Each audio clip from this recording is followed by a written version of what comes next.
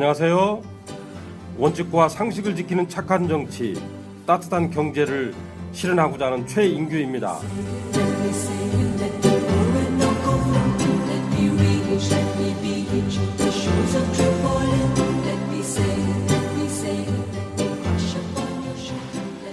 북치기 박치기 3.0 오늘도 선거 방송으로 여러분과 함께 하도록 하겠습니다. 자, 오늘 만나볼 분은요, 전주 완산을 예비 후보 최인규 예비 후보입니다. 안녕하세요. 반갑습니다. 네, 안녕하세요. 반갑습니다. 연세가 있으신데 힘들진 않으신지? 연세라니요. 요새 60이면 중년입니다. 왜 그러세요? 아, 그러시군요. 아니, 딱 60.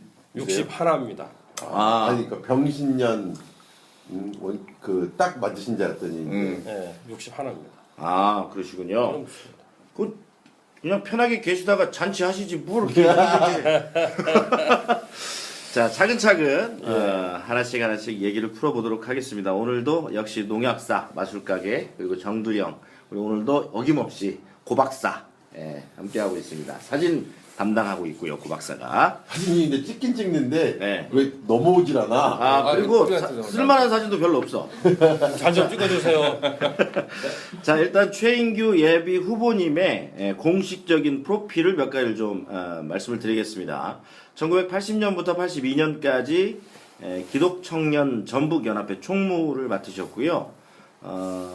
6월 민주항쟁 당시에 민주헌법 쟁취 국민운동본부 전북 집행위원 그리고 계속해서 이제 노동 민주화 운동 관련한 일을 하시고 특이한 이력이 있는데 요거는 제가 이따가 다시 한번 여쭐 텐데 합동 택시에서 택시 기사님을 또 하셨어요. 네, 그렇습니다. 예.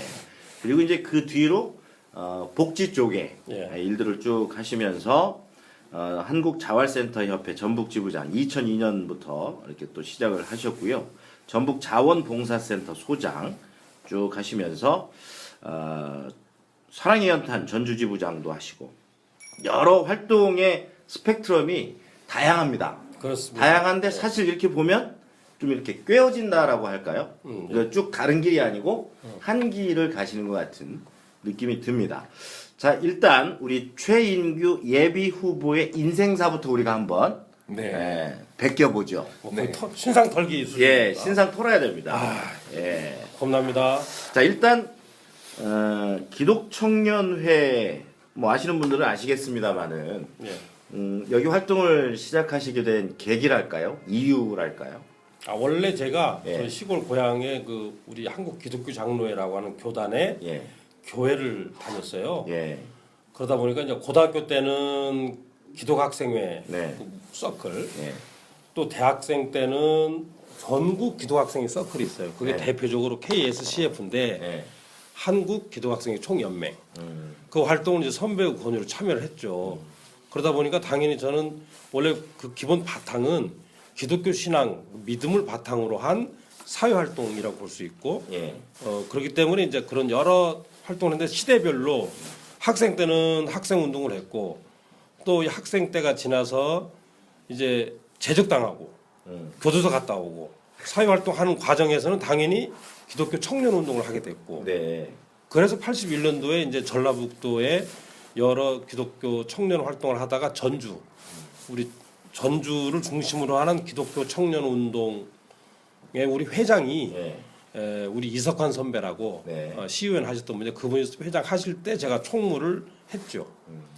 그리고 나서 그 다음 한 2년 뒤에는 서울에 가서 전국연합회 상임 총무를 하고 또 마침 또 때맞게 이석환 선배가 전국 회장을 했어요. 그리고 그분을 모시고 제가 3년을 총무를 했어요. 서울에서. 예. 그러다가 이제 그런 청년 운동을 하는 과정에서 신학 공부를 했고 신학 공부 끝나고 청년 운동을 끝내고 내려와서 교회를 시작했는데 그 교회가 이제 팔복동에 그 노동자 교회라고 하는 일터교회인 이게 거죠. 1986년 예, 그쯤입니다. 예. 이게 흔히 말하는 개척교회. 개척했습니다. 그렇지. 예. 저희 방송 나가는 동안에 띵띵띵 이런 소리가 혹시 들리셔도 넘어가 주시길 바라겠습니다. 이게 이게 발언이 길다고 이렇게 알리는 차인벨이 아니야? 그게 아니고요. 지금 난로가 하나 있는데요. 제가 자동으로 뭐로 소리를 내네요. 근데 저걸 끄면 우리가 너무 추워서 그냥 듣고 가는 걸로 하겠습니다. 죄송합니다. 아닙니다. 자, 형님. 일단은 신앙을 바탕으로 한 사회 활동을 자연스럽게 시작을 하셨다. 그렇죠. 예.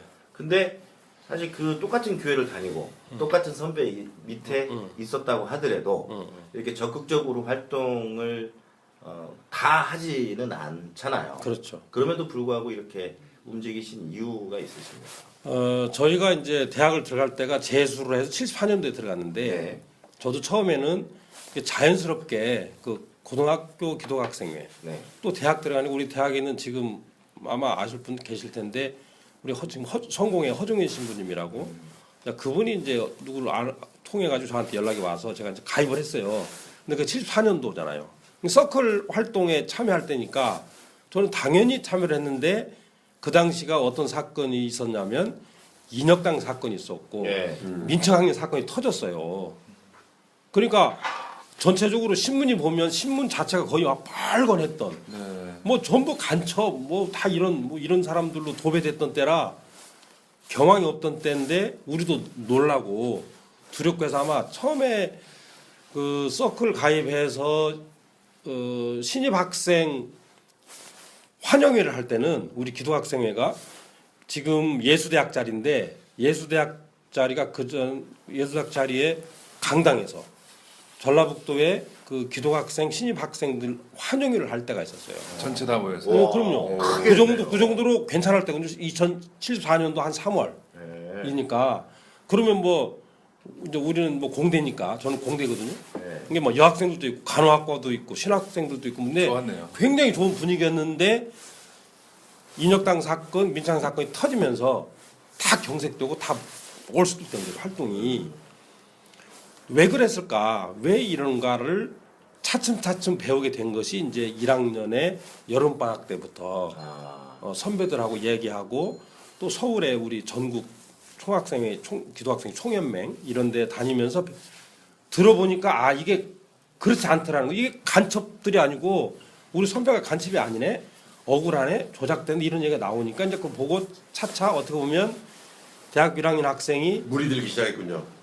에이 물이 들어가면 의식화가 돼. 그러니까 의식이 깨졌다라고 봐야 되는 거죠. 아 이렇구나 우리 사회가. 그 당시가 유신헌법이 되기 전인가요? 유신헌법이 72년. 발효된 유신헌법. 이후죠. 예, 그때가 긴급조치 그쵸, 1호 4호가 발동됐을 때예요. 그러니까 지금으로 말하면 상당히 험악한 시기였고 그 험악한 시기를 저도 모르고 사실 저 공대를 들어간 이유가 공대 기계공학과를 들어갔는데 그때 우리 주변에서는 그 교대를 가라 그랬거든요. 예. 교대 뭐 장학생 갈 정도 실력은 된다고 재수를 했는데 근데 뭐 확인은 불가하니까요. 뭐. 아유, 왜 그러세요? 왜냐면 우리 기계공학과가 커트라인이 그때 의대하고 같았어요. 그렇죠. 진짜로. 그 당시에? 네. 네, 진짜예요? 아니, 저는 뭐 농약사 왜 그래? 아니, 근데 그 당시 태어나서 나는 기계공학 가면 정말 높았죠. 그야말로 우리 화공과. 이제 우리 고향의 형님 친구들의 대학생 서울의 대학생들이었는데 이분들이 이제 그래도 공대를 가라. 그게 취업이 안정적이냐. 그래 갔어요. 가가 어쨌든 들어갔는데 그 들어가자마자 이제 서클 활동하면서 뭐 공부나 취업은 조금 뒤로 가고 아, 이 세상이 이렇구나라는 거를 알게 되고 이것이 우리가 어릴 때부터 배웠던 그런 신앙생활하고 연결되는 거구나라는 걸 깨닫기 시작한 거죠. 그래서 이제 가만히 못 있으셨군요. 어떤 불의를 보시고 예. 그 뒤에 이제 보면 총 3번의 그렇습니다.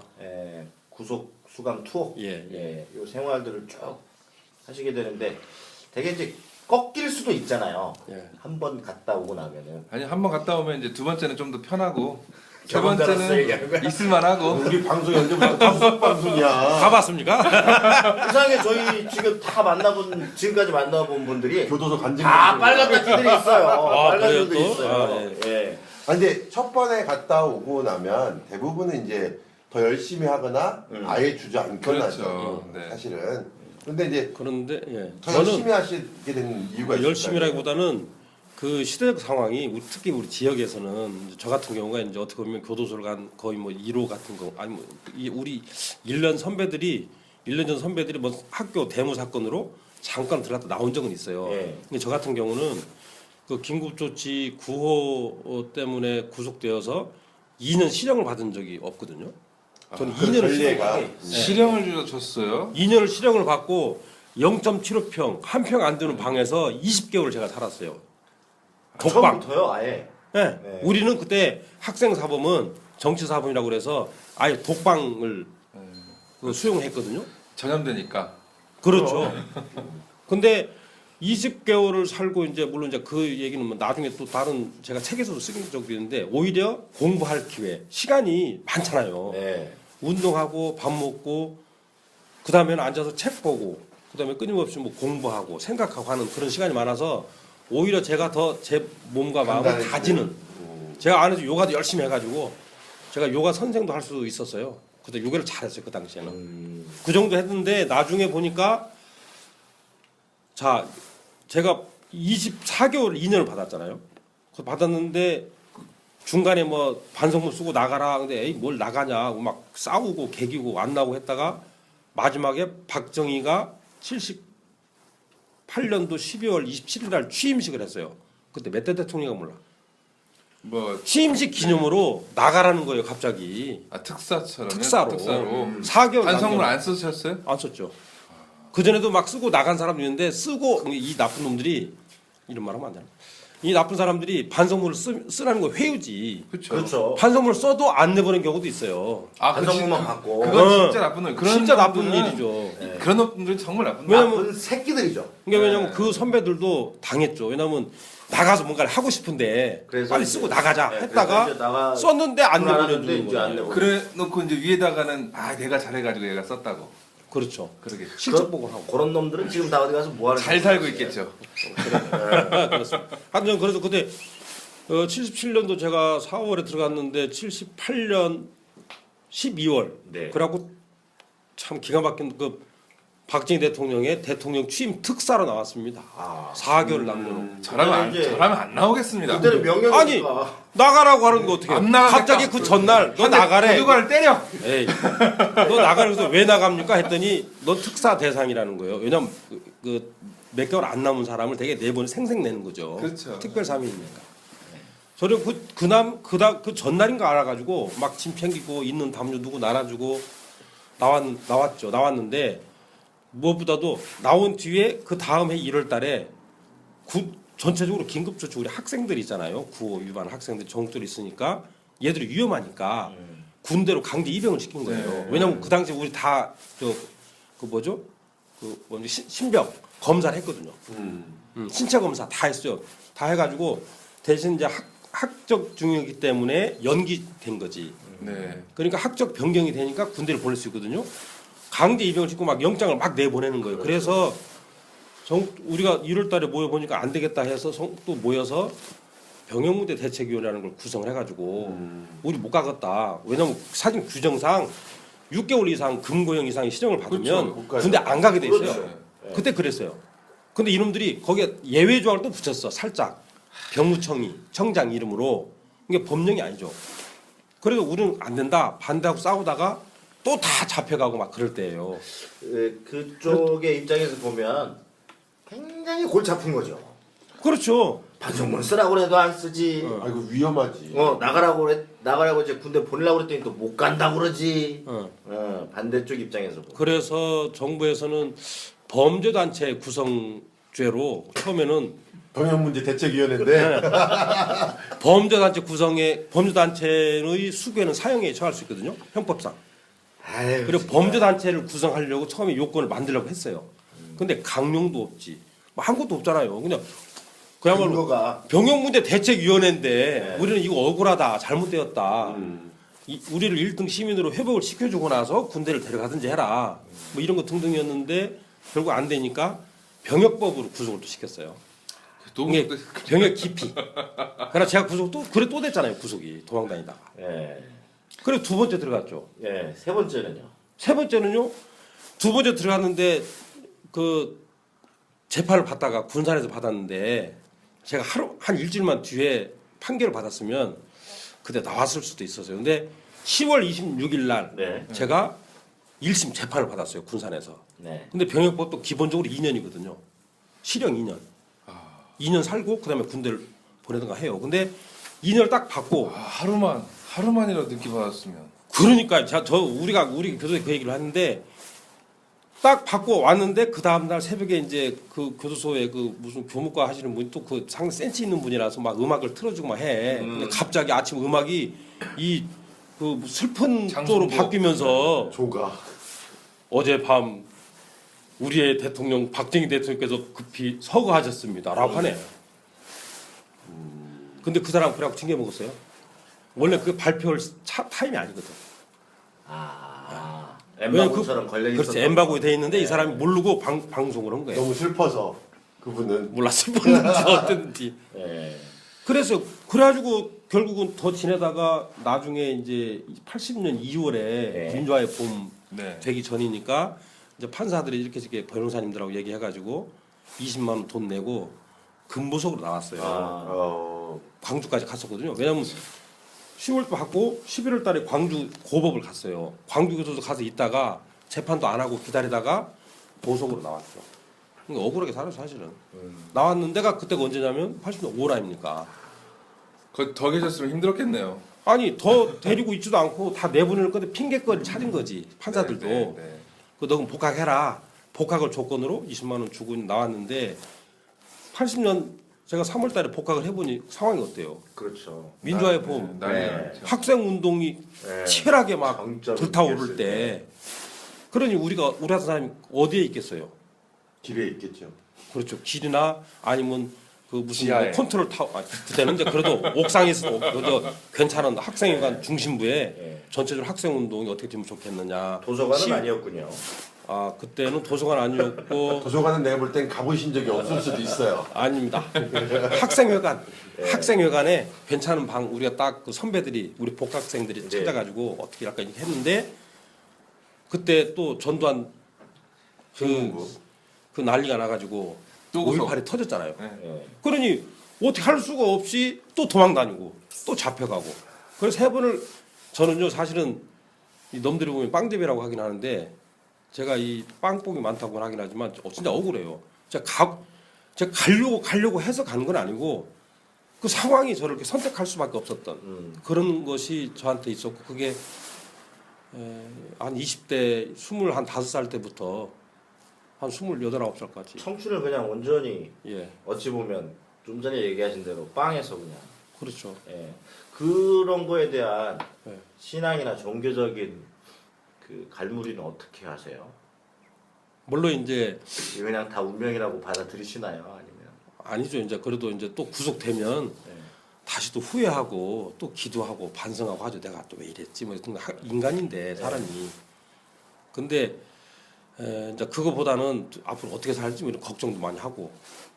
근데 이제 사실은 저는 성격적으로 그런 일을 당하면 그냥 우리 조사관들도 그런 얘기 했는데 체념을 빨리 해요. 아 이거는 그냥 가는 거다. 구속된다. 그럼 체념하고 그때부터 그 징역 살 준비를 해요. 마음부터. 빨리 받아들이시는 거죠. 그렇죠. 받아들여서 빨리 징역을 살면서 어떻게 징역을 잘 살까. 건강하게 잘 살고 나와서 또 할까. 이런 생각을 하지. 후회하고 닦고 돌아보고 뭐 이게 성찰하는 거 별로 개인적으로 도움도 안 되고 제 성격도 안 맞아요. 네. 그 과정 중에 아마 가장 많이 걸리셨던 분이 어머니지 않을까. 예. 그렇죠. 그런 생각이 좀 들어요. 예. 제가 뭐 작년에 그랬던 책에도 잠깐 뭐 언급을 하긴 했는데 제가 이제 저희 구남매가 막내거든요. 구남매. 고향이 어디시죠? 익산의 하멜인데요. 하멸. 하멸. 네. 사실은 우리 위에 형님이 쌍둥이였는데 이제 어릴 때 돌아가셨대요. 그래갖고 10남매인데 제가 이제 9남매의 막내 아들 얼마나 애중지 키웠겠습니까? 아버지도 5살 때 돌아가시고 그럼 혼자 키우신 예, 거네. 우리 어머니하고 우리 형님들이 저를 키웠죠. 어릴 때. 금술은 정말 좋으셨나 봐요. 그렇죠. 그래서 이제 남매니까 근데 그 당시가 우리 아버지가 이제 그 병으로 돌아가셨는데 그 6.25 때 잘 아시는 친구분이 그 당시 인민군의 그 면당 위원장을 하셨대요. 그러니까 사람들이 와 도와달라고 이제 우리 아버지한테 했을 거 아닙니까? 네, 어려운 사람들. 그러면 이제 좀 이렇게 얘기도 하고 했는데 그게 이제 부역처럼 돼가지고 투영으로 이후에. 몰리게 돼가지고 나중에 그 어디론가 끌려가서 몰매를 맞으셔가지고 아이고. 이렇게 골병이 드셨어. 그래갖고 몸이 편찮으셔다가 저 같은 사람을 임신을 하셨으니 얼마나 그렇겠어요. 말이 그래서 좀 좀 그렇긴 한데. 안 낳았으면 아이고, 마음으로 무슨 말씀 이렇게 하시니까. 예, 예비 후보님 입장에서는 네. 아니 제가 왜냐면 말씀을 하도 많이 그래서 우리 누나 형들이 하는 말이 그 쟤는 안 태어났어야 된다.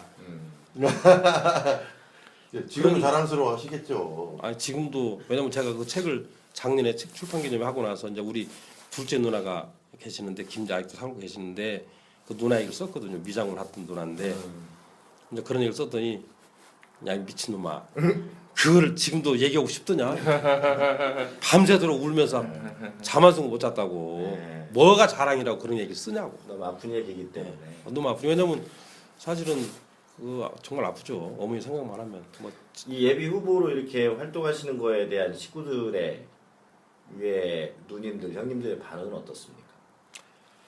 애증이 있는 것 같아요. 원래 이제 제가 이제 목회자의 길을 맞기 때문에 네. 조금 더 평탄한 길을 갈 걸로 생각을 했는데 이제는 나이도 좀 예. 있고 그리고 사실은 지금 저도 나름대로 이제 이 사회 선교 네. 활동하면서 나름대로 이제 어느 정도 이제 우리 기관도 자리를 잡았고 그렇죠. 우리 집 사람도 이제 대학에 뭐 교수가 되어 있고 네. 저희 아들도 이번에 전문의 시험 봐서 이제 정형외과 아마 전문의가 될 거거든요. 돈잘 번다네 저니까. 아니 그러면 정말 근데 사모님 나름대로 안정 때문에. 우리 집 사람이 고생을 했죠. 그러니까요. 그러니까 예비 똑같으니까. 후보님은 보면 지금 사회적 활동 살만하면 나온다 이거가. 분량이 너무 삶에서 크기 때문에 그 맞아요. 뒤는 사실은 이제 사모님이 다 챙기시고 거두고 하신 거 아니에요. 그렇습니다. 예, 항상 제가 그 빚진 자로 살죠. 그러니까요. 사모님 그렇고 어머님 그렇고 형님 누나들 그렇고 이렇게 힘들게 하세요 주변. 막내잖아요. 아 그러네요. 제가 그래서 그리고 이제 좀 안정이 됐잖아요. 안정이 되니까 이제 눈을 돌리기 시작하는 거야. 아니요 그게 아니고 제가 그래서 항상 이게 공개적으로 그런 얘기를 하는데 교회에서든 공개에서든 일단 나는 항상 빚진 자로 산다. 왜냐하면 그뭐 어머니도 그렇고 가족도 그렇고 그다음에 5.18 때도 마찬가지잖아요. 그 많은 사람들이 죽었는데도 우리는 살아서 있는 거. 항상 그런 빚진 자이기 때문에 빚진 자로서 어떻게 이 빚을 갚으며 살까가 내 삶의 어떤 중심에 있는 생각 중에 하나예요. 예. 이제 가족들이한테 미안하긴 하지만 그게 제 속에 워낙 뿌리 박혀 있어서 이 빚을 어떻게 갚을까라는 그런 생각을 하고 있었는데 최근에 사실은 이 정치하려고 한 생각은 그겁니다. 그 7, 80년대의 그 뜨거웠던 시절을 그야말로 질풍노도의 세월을 몸바쳐 헌신하고 나름대로 뭔가를 이뤄왔다고 생각했는데 이것이 제대로 작동되지 않고 다시 내려가고 뒤로 있고. 무너지고 뒤로 회귀하는 것 같고 어떻게 해볼 수 없는 그런 상황 절박한 상황에 처했다고 생각을 할 때 내가 뭔가를 해야 되겠다. 라는 거죠. 그리고 어떤 사람 선배들도 뭐 후배들도 마찬가지입니다만 그 진흙탕 들어가서 지금 그 나이에 그리고 그 자기 사회적 조건이 있는데 왜 그리 가려고 하느냐 뭐 이런 이야기도 많이 하고 만류를 많이 받았죠. 근데 제가 안 하면 누가 하겠느냐라는 생각도 있고요. 이 선배들 중에서도 저보다 위 선배나 저희 동년배들은 그런 생각을 할 엄두를 못 내잖아요. 그렇죠. 사실은. 예. 근데 지금은 마치 정치가 직업처럼 돼 있고 사실 저는 정치가 서비스고 봉사라고 생각을 하거든요. 정치가 권력이 되어 있고 직업이 되어 있고 무슨 세습을 하고 이거는 우리 사회의 발전에 중요한 장애물이다 저는 생각을 해요. 하기 때문에 이제 집사람하고 사실은 상의를 할 때 내가 조금 아직 힘이 있을 때 내가 빚을 조금이라도 갚아야 되겠다. 사회에 대한 빚을. 그렇죠. 왜냐하면 제가 오늘 이렇게 선 것은 제의 노력이 아니고 저를 도와준 많은 사람들의 덕으로 은혜로 제가 된 거지. 저는 결코 제가 잘나고 똑똑하고 뭔가 뭐 준비되어 있기 때문에 왔다고 생각을 안 하거든요. 그 제가 페이스북에 네. 오늘 예비 후보님하고 방송 녹음을 한다고 그랬더니 배인재님께서 질문을 해주셨어요. 아 그래요? 그 얘기하신 그 타이밍하고 질문 내용하고가 좀 얄궂긴 해요. 국회의원이 되고 싶은 진짜 이유가 무엇입니까? 양심으로부터의 대답을 듣고 싶습니다. 예, 진짜 이거 그겁니다. 좀 전에 저는, 얘기하신 그게 진짜랍니다. 뭔 얘기야? 아니 그러면 아니 그러니까 실컷 얘기를 들었는데 진짜를 다시 묻기가 좀 애매하긴 했는데 마무리가 저는 진짜 그겁니다. 네, 진짜 진짜입니다. 제가 이제 예, 뭐 며칠 전에 그 약속 카드 이거 보냈던 거 카드 네 장 넣었던 게 있거든요. 예. 그 국회의원하고 도의원, 시의원, 군의원 등등 이게 병렬적으로 가고 필요한 연대와 협력을 해야 되는 존재지. 국회의원 밑에 도의원 있고 도의원 밑에 시의원 있고 군의원 있고 국회의원 밑에 도의원 데리고 다니고 시의원 데리고 다니고 저는 이거는 정치가 안 나갈게요. 정치 그렇게 하면 안 되죠. 그렇게 하면 절대 정치는 발전을 못 합니다. 네. 정말 유럽 보세요. 북구라파 같은 데 보면 너무 힘들어서 재선을 안 한다는 거 아닙니까? 힘들어서 서비스하기 너무 힘드니까. 왜냐면 자기가 봉사해야 되는데. 근데 뭐 우리나라는 그렇지는 않으니까요. 네. 근데 그 예비 후보 검증 통과가 있다면서요? 그건 하셨나요? 당연히 받았죠. 저도. 네. 예. 어떤 후보는 뭐 그걸 페이북도 올렸던데 네. 저도 그때 왔죠. 당연히. 근데 너무 그건 당연히 당연해서? 예, 네. 너무 당연한 일이라 따로 뭐 공개 안 될 일이. 예. 조금 이제 살아오신 과정에 대한 얘기를 조금만 더 하고 네. 예, 본격적인 네. 선거 얘기를 좀 해보도록 아니, 하겠습니다. 나는 지난번부터 훈훈한 건 못하겠어. 아니, 써놓을게요. 까칠한 거 하세요. 괜찮아요. 뭐 훈훈한 건 못하겠어. 네. 난 계속 조용히 있을 거야. 그 아까 말씀하신 그 이제 민주화 운동 이후에 또 두드러지는 게 교회 개척교회 노동자교회 네. 시작하시고 합동택시 택시기사 예.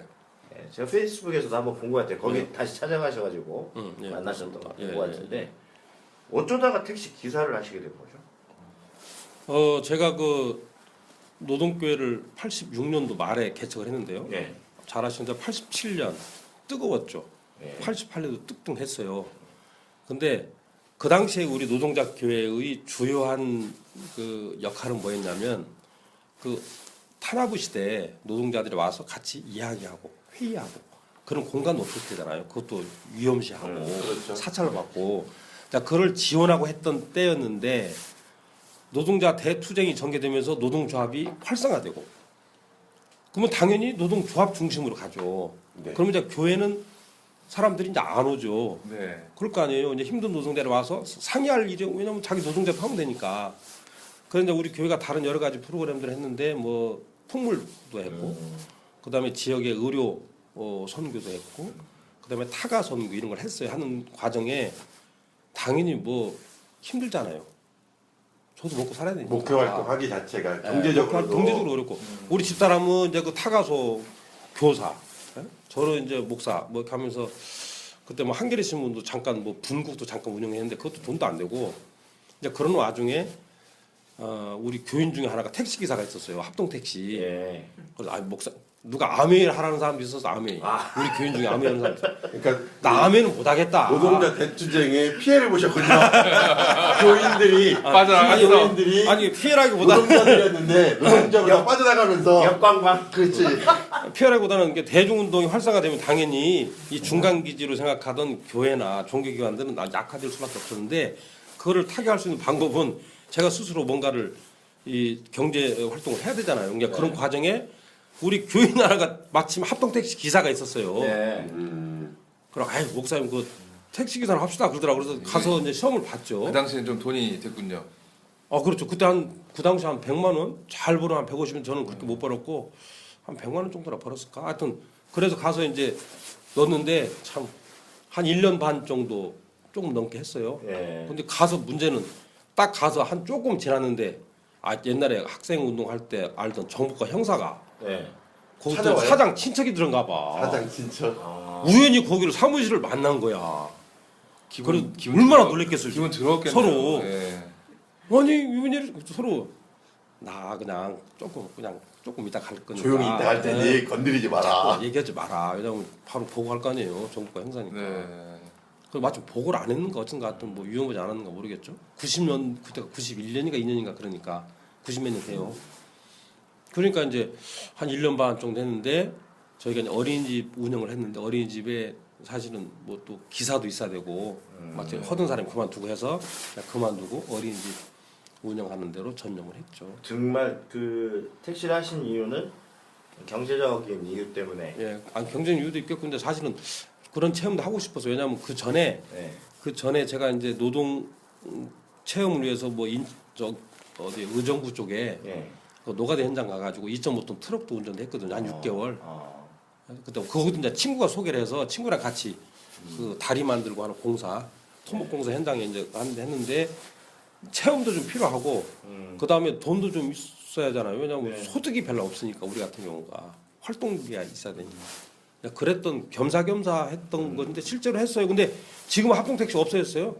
그 시장 앞에 있었는데 그 무슨 이유에 의해서인지 하여튼 지금 없어졌어요. 정부과 형사가 권력을 잃었나 봅니다. 아니지. 정부 아마 형사가 만약에 수익이 나지 않아 가지고 그거가 땅값이 많이 올랐으니까 아마 그 사주가 판매. 정부과 형사가 사장님한테 얘기했으면 사장님이 바로 쫓아냈겠지. 그 뒤에 이제 사회복지법인이라든가 실업자들을 위한 또 지역 자활센터 활동도 쭉 하시는데 좀 이제 시간 관계상 다 얘기를 할 수는 없겠고 그 이런 활동 중에 좀 기억에 남는 일 있으세요? 그때가 이제 사실은 어린이집을 운영할 때가 96년부터 이제 좀 더 큰 어린이집을 했어요. 옛날에는 조그마한 게 했다가 좀 키우는데 이제 부채도 있고 힘들 때거든요. 근데 IMF가 왔어요. 이자가 굉장히 높잖아요. 정말 힘들게 이제 어린이집 운영할 때인데 IMF가 오니까 지역사회 전체가 모여서 뭘 어떻게 실업자 문제를 해결하자라고 모임을 할 때 저는 그 정책위원 그런 역할을 좀 했죠. 그러면서 이제 어린이집 운영을 하고 그랬는데 이거를 전국적으로 기금이 이제 그 당시에 실업극복 국민운동 본부라고 하는 단체가 생겼고 그게 MBC, 한겨레 신문, 그다음에 대표적인 그 종단 세 분의 어른들, 뭐 김수환 추기경, 송월주 스님, 우리 강원용 목사 이렇게 이런 분들이 모여가지고 대대적인 그 언론을 통한 모금 운동을 했어요. 수백억인가 아마 모았을 거예요. 이게 마치 김대중 대통령 시절이니까. 네네.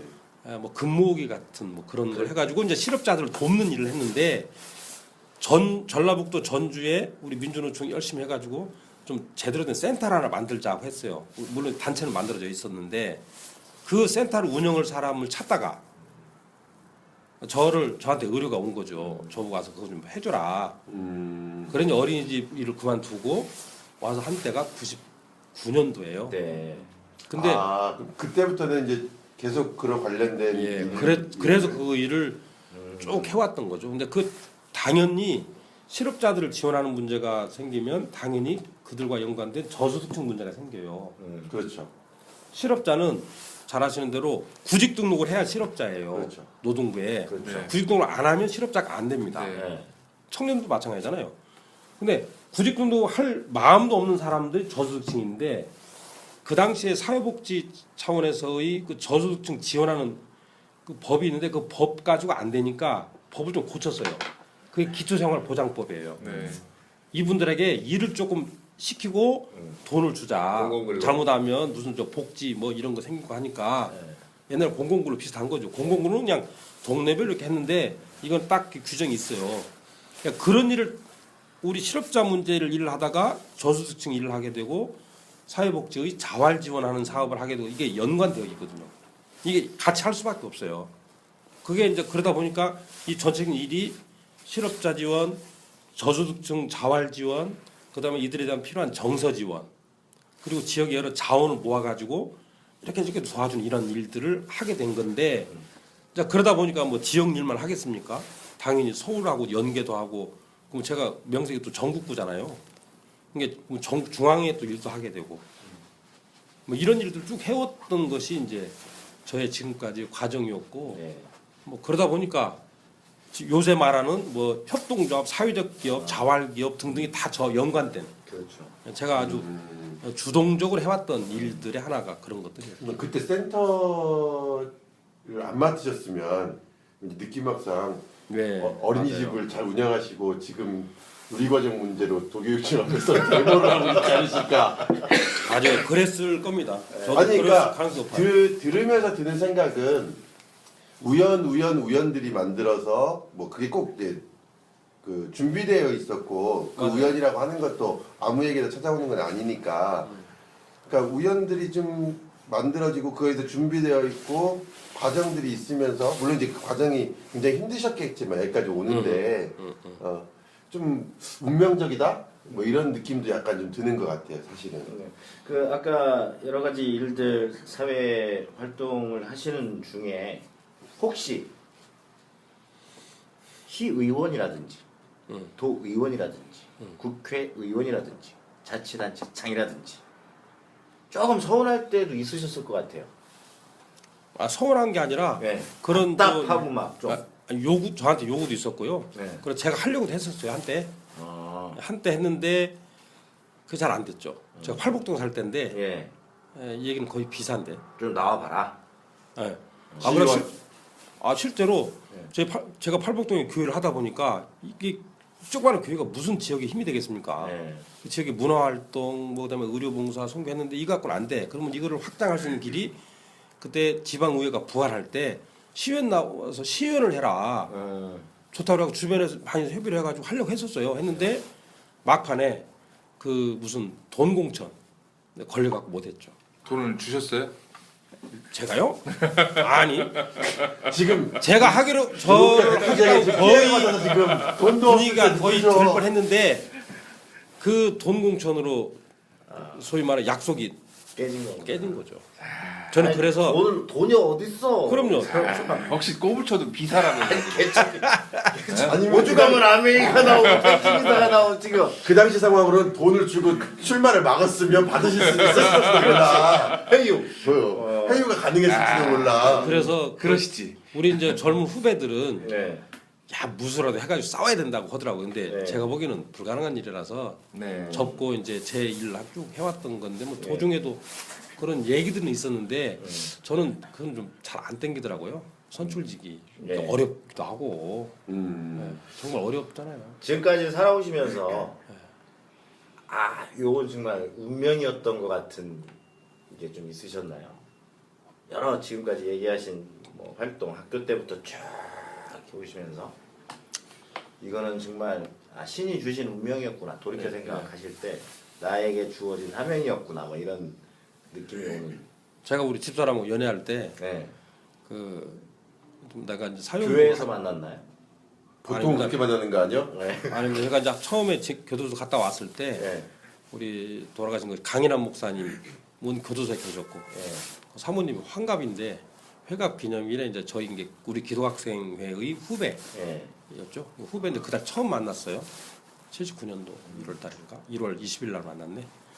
처음 만났을 때 이제 그랬지만 하여튼 그때 연애를 해가지고 이제 제 교도 어떻게 보면 저그 옥바라지를. 옥바라지를 쭉 하면서 이제 더 정도 깊어지기도 했고 그래서 제가 이제 그 목회하는 거에 대해서 전 생각이 없었어요 사실은. 근데 이게 지역에서 교도소 한 2번 갔다 오고 살다 보니까 3번째 갔다 왔죠. 할 수 있는 게 없어요. 아무것도.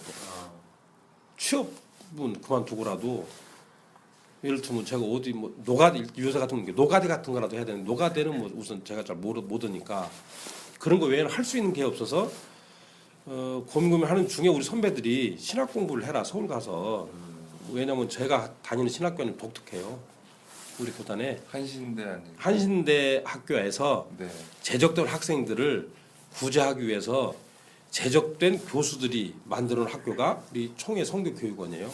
아 해직 교수가 재적된 학생들을 가르쳐서 패자부활전인데. 우리 총회가 아니, 그렇죠. 맞아 패자부활동 맞아요. 거기는 완전히 도청 네. 테스트기에 도청 저는 테스트기한 곳이야. 우리 한국 교회사에 처음 있는 일이죠. 그러네요. 아주 유명하신 분들이에요. 그러니까 뭐 얼마나 안병, 대단하신 서남동 분들이 이런 있겠어요. 민중신학 이런 분들이 독일 교회하고 얘기를 해서 우리가 기금을 받아서 그 학생들 우리가 키워서 졸업시켜서 정말 그 신의 그런 제대로 된 그 목회자를. 사도로 만들겠다라고 하고 펀딩을 해서 교단이 인정을 해줘가지고 그 학교를 세웠거든요. 근데 거기서 저는 원래는 안 가려고 그랬는데 왜냐면 가면 목사를 해야 되니까. 근데 갈 데가 거기밖에 없던 거죠. 아직 젊은 나이기도 하고요. 그러니까 뭐 간문 29, 3번 갔다 왔지만 29, 예, 30살인데 아직 젊은 이런 게 나이고. 바로 이렇게 하나님의 이끄심이라고 하지. 저는 그렇게 고백을 해요. 실제로 저 양반이 나를 저렇게 이끌으셨구나. 왜냐면 내가 전혀 의도하지 않은 바가 아니었거든요. 네. 저희 집사람도 그렇게 인정을 하고 지금 잠깐인데 제가 기독교 방송인가 착각을 했어요. 우리 방송이 지금 맞아요. 이게 기독교 방송인가 CBS, 야, CBS 로고 깔아. 착각을 했는데. 예. 그게 가장 저한테는 크죠. 어찌됐든 이제 그 지금까지 쭉 일련의 과정이 어떤 명예를 위하거나 돈을 쫓거나 하시진 않은 것 같아요. 이제 본격적으로 선거 얘기를 좀 해보도록 하겠습니다. 잠깐 쉬었다 하겠습니다. 그러실까요? 예. 예.